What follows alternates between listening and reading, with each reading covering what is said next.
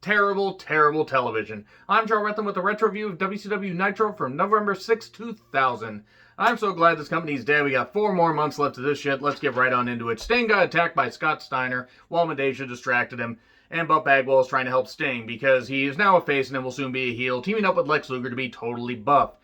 This is the worst Nitro of the year, and I'll tell you why in a little bit. They decided to reference a couple, things that they shouldn't have referenced. They're continuing some feuds they shouldn't fucking continue, and they had cast members from a television show that I totally fucking forgot about until they referenced it. And then I'm like, holy shit, people actually remember that goddamn show. I can't fucking believe it.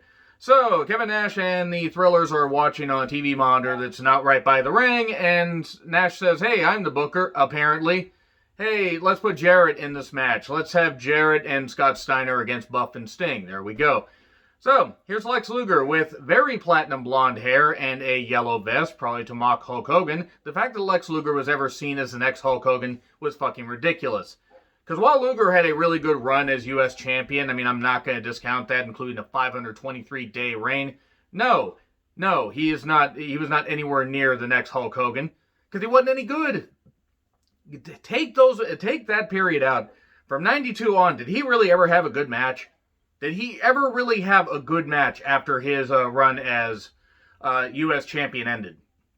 Can't think of too many. I mean, he was a great performing heel, and that's it. They gave him 8 pissing minutes to kill time here. He ran down Mark Madden, who had actually put over Lex's physique before, and then Lex just ran him down, and he says words like professional and cellulite. He called cellulite cellulite.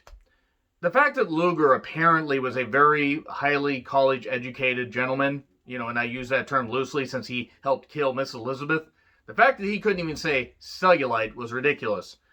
He then said the word ectomorph, referring to physiques. I don't think Luger knew what the fuck he was talking about. Scott Steiner at least made entertaining promos. This went forever. This was atrocious. He brought in a guy named Ross? Yeah, Ross. He brought in some guy named Ross and his stagehand says, hey, look at this WCW magazine. It's all about Goldberg and not about me. Well, Luger had been gone for a few months and had just been back for a couple weeks. So, of course, a magazine that had been, everything had been in the can for at least a month wasn't going to have anything about him. Plus, he's Lex Luger, and Goldberg actually meant something to WCW, because Luger, by that point, sure as fuck didn't. So then he racks the guy, and then Goldberg arrives, and then Nash and the Thrillers talk about Stasiak, and Nash wants to face Booker later, and then Stasiak shows up and says, my head was filled with nonsense, I want to prove to you guys that I am worth it, and Nash, I'm going to help you win the championship. He didn't say that, but that's what he implied. And then we have Team Canada talking about the election, the upcoming election, that, because it was election eve at this time. Hopefully, by the time you guys watch this video, the election has gone well. Otherwise, we're in a catastrophic downfall. Moving on. Here's Kiwi with a lot of glitter. So much glitter that I think the entire first 3 rows got doused with it. Paisley joins commentary and ruins it. Because, let's be honest, people like her should not have been on commentary because she wasn't charismatic by this point. She was better once she became, once she was Booker's wife and once she became Queen Charmel. She was fine there. And she got involved in some other fucking storylines that she shouldn't have been involved with. Oh boy, that whole Kurt Angle thing. Moving on. Kiwi versus Lance Storm. Action was fine. Maple Leaf for 3, I think it was 3 minutes. I think it was that. I don't even know if it was that long. Ming then shows up and runs Team Canada off. To be fair, if Ming's anywhere near the building, you want to run because he'll just eat you. He'll just absolutely eat you alive. Goldberg then talks backstage about Bigelow. Calls him out and references the history and says, well, Luger's, calling me out and everything. Then Bigelow attacks him and Luger says, I'll leave that piece of garbage. Lex, you shouldn't talk about yourself like that. Let me do that. That's the point of me and fans like me, to call you the piece of garbage that you are. Like Lex is going to watch this 20 years in the future. So, then Reno is laid out backstage. So he was supposed to face Shawn Stasiak. So Stasiak wins by forfeit. And then Reno and the Thrillers, what the hell's going on? And it was more than one. It turns out this was Stasiak and Palumbo, and they branched off and did their own thing called, I believe, the Perfect Event, if I remember right. And then they would feud with Nash and DDP over the WCW tag titles for a bit. Then here's CEO Ric Flair. I'm running WCW. Goes over the Mayhem card. Luger versus Goldberg. Oh boy, great. Just what we need. He calls him Huge Erection. He actually called him Huge Erection, and man, that just made me laugh, and I don't know why. Versus Lance Storm for the last time. Till the next time. Booker versus Steiner in a cage, and then says Steiner's actions are unacceptable.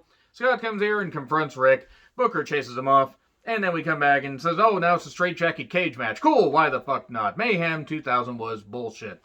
It was somehow worse than the World War III concept. I don't understand it.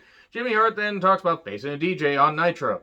And since they're in Chicago, here's Mancow, that conservative jackass moron that quite frankly should have never been allowed on radio. Ever. At all. Because he was a fucking idiot, and he was a fucking bad performer, and a terrible piece of shit, as opposed to a good piece of shit. Moving on. Then he got laid out by 3 count. 3 count, well, 2 count, because it was Helms and Moore.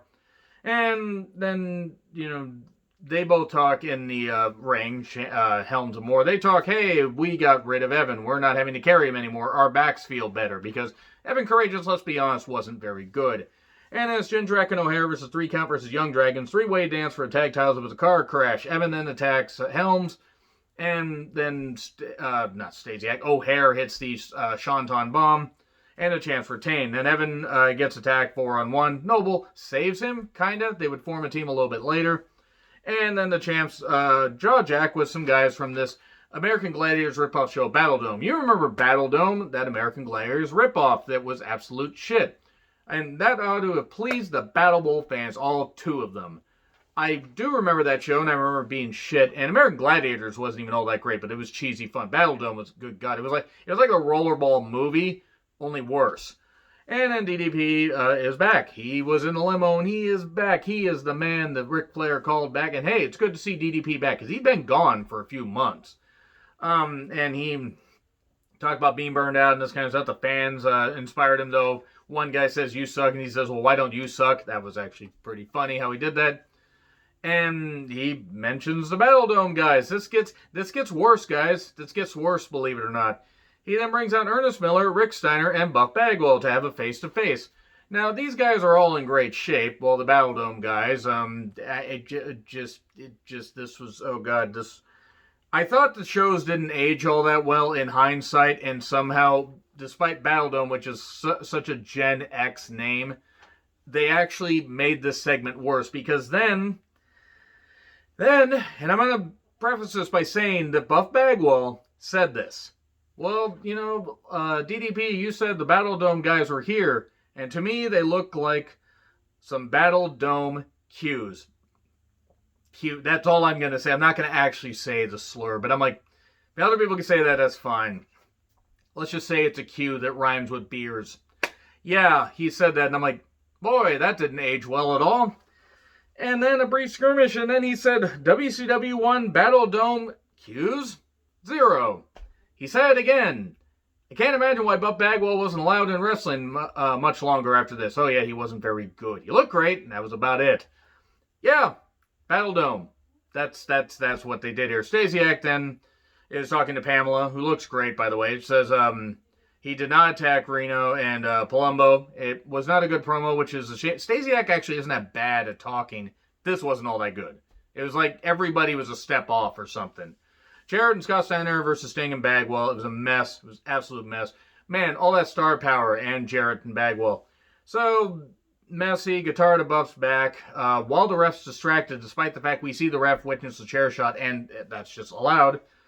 And then Sting chases them to the back, and then a recliner for the win. Lance joins commentary for the next match. Still covered in glitter, by the way. Alex Wright cuts a promo while Disco translates for him. Why was Disco ever allowed in WCW? I'm going to keep asking this until I get an answer. I don't fucking get it. And then Alex Wright versus Hugh Morris, U.S. Championship. Yeah, Disco was annoying everybody. It was probably just the hat, though the hat was more charismatic and flashier than he could ever hope to be. He gets chased away, which was great. It's a damn shame they didn't chase him into the goddamn Chicago River. And no laughing matter for 3. I find it funny that Mark Madden said, fly, fat ass, fly. That's actually something he said about Hugh Morris when, yeah, I don't like Hugh Morris. He's a piece of shit for how he treated a lot of recruits. But it's funny that Mark Madden, who doesn't look like he's done an athletic thing in his life, would say something about that, or say something about somebody's physique. And then Duggan yells about what's wrong with America. It's you! Man, this anti-American Duggan is not working. Booker then talks facing Nash, and then Steiner Mayhem. Goldberg versus Bam Bam. It was about 2 minutes. Luger was on the stage. Spear, jackhammer. And then he just points at Lex, you're next. And Scott then runs down Ric Flair. I don't take orders from anybody. And then says, Booker, don't save the drama for your mama. She doesn't even know who your father is. Well, all right. Scott Steiner making the yo mama jokes. Booker versus Nash. Less than 5 minutes and it's trash talking from Scott and a chair to Nash's head while the referee's looking. And then we get a ref bump. Stasiak helps Nash. He hits Booker. And then he hits Nash with the brass knucks. And there you go. That's it. Scott Steiner then attacks Booker as it goes off the air. Booker retained, by the way, in case anybody cares. But apparently nobody cared in the company because by this point, the company was goddamn shit. Agree, disagree with what I said? Like, share, subscribe. Twitter handle in the description. I'm John Ritland. I'll see you soon.